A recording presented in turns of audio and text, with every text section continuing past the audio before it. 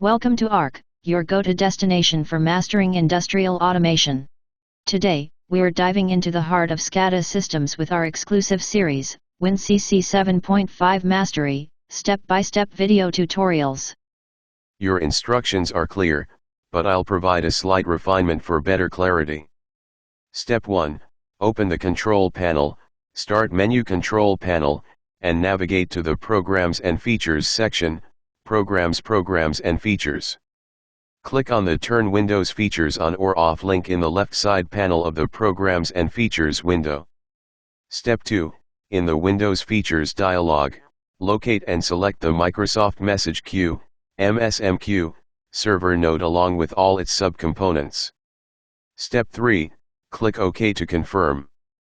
Please wait until the operation is complete.